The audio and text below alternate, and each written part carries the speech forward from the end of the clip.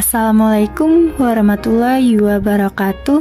Halo teman-teman, bertemu lagi dengan saya Lisa Apriani, MPM 5021079, kelas 4F PGSD, mata kuliah Telaah Kurikulum, dosen pengampu Bapak Tio Gusti Satria, Magister Pendidikan. Pada video kali ini kita akan membahas tentang elemen pengembangan kurikulum mulai dari kurikulum 2013, kurikulum darurat, dan kurikulum merdeka. Yuk kita langsung bahas. A. Elemen kurikulum 2013 disusun dengan mengembangkan dan memperkuat sikap pengetahuan dan keterampilan secara seimbang. Perubahan kebijakan kurikulum menyangkut 4 elemen perubahan kurikulum, yaitu standar kompetensi lulusan atau SKL, standar isi, standar proses, dan standar penilaian. Yang pertama, standar kompetensi lulusan.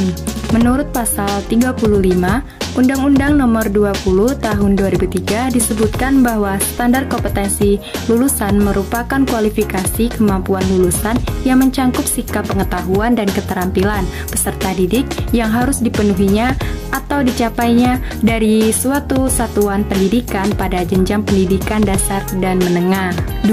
Standar isi. Standar isi adalah kriteria mengenai ruang lingkup materi dan tingkat kompetensi untuk mencapai kompetensi lulusan pada jenjang dan jenis pendidikan tertentu. Adapun rumusan standar isi bertujuan untuk meningkatkan kualitas pendidikan melalui pembangunan potensi peserta didik yang sejalan dengan perkembangan ilmu pengetahuan, kemajuan teknologi, seni dan budaya sehingga diharapkan bisa mencapai tujuan pendidikan nasional. 3. Standar proses. Standar proses adalah kriteria mengenai pelaksanaan pembelajaran pada satuan pendidikan dasar dan satuan pendidikan dasar menengah untuk mencapai kompetensi lulusan. Tujuan standar proses: A. Memudahkan guru dalam membuat perencanaan di sekolah, baik perencanaan semester atau tahunan. B. Memudahkan kepala sekolah dalam memantau keberhasilan proses pembelajaran di sekolah. 4. Standar penilaian. Standar penilaian adalah kriteria mengenai lingkup tujuan manfaat, prinsip mekanisme, prosedur, dan instrumen penilaian hasil belajar peserta didik yang digunakan sebagai dasar dalam penilaian hasil belajar peserta didik pada pendidikan dasar dan menengah. Gambar berikut ini memuat elemen utama perbaikan kurikulum 2013. Terdapat rekonstruksi kompetensi, kesesuaian dan kedalaman materi, revolusi proses pembelajaran, dan reformulasi penilaian. B. Kurikulum darurat. Kurikulum darurat melakukan penyederhanaan kompetensi dasar yang mengacu pada kurikulum 2013. Dalam kurikulum darurat, kompetensi dasar dikurangi secara dramatis untuk setiap mata pelajaran dengan kompetensi yang esensial. Materi dipelajari disesuaikan dengan kebutuhan, bersifat fleksibel, dan tidak wajib diterapkan.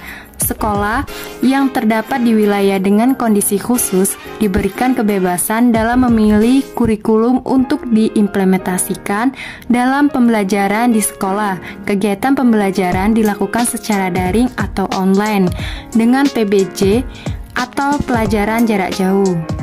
Dan yang terakhir, elemen kurikulum merdeka meluncurkan kurikulum merdeka untuk pemulihan pembelajaran. Kurikulum merdeka berbeda dengan kurikulum-kurikulum sebelumnya karena lebih sederhana dan mendalam, memberikan kemerdekaan bagi satuan pendidikan dalam mengembangkan serta menghadirkan sistem pembelajaran yang lebih relevan dan interaktif. Transformasi kurikulum ini membawa berbagai perubahan bagi kurikulum pendidikan di Indonesia. Kedepannya, setidaknya ada 3 perubahan kurikulum di Indonesia. 1. Struktur kurikulum lebih fleksibel. 2. Fokus pada materi esensial. 3. Pemanfaatan teknologi digital. Terdapat 3 elemen penyusun dalam kurikulum merdeka ini, yaitu 1. Berbasis kompetensi, merupakan pengetahuan, keterampilan, dan sikap di rangkaian sebagai satu kesatuan proses yang berkelanjutan sehingga membangun kompetensi yang utuh. 2. Pembelajaran yang lebih fleksibel, penyusunan capaian pembelajaran dalam fase 2-3 tahun per fase-nya sehingga peserta didik memiliki kesepakatan untuk belajar sesuai dengan tingkat pencapaian kebutuhan, kecepatan, dan gaya belajarnya. 3. Karakter Pancasila. Sinergi antara kegiatan pembelajaran rutin sehari-hari di kelas dengan kegiatan non-rutin atau proyek interdisipliner yang berorientasi pada pembentukan dan penguatan karakter berdasarkan kerangka profil belajar Pancasila. Berikut ini adalah profil pelajar Pancasila. Baiklah, itulah penjelasan materi dari saya. Sekian, terima kasih. Saya akhiri. Wabillahi taufik wa hidayah. Wassalamualaikum warahmatullahi wabarakatuh.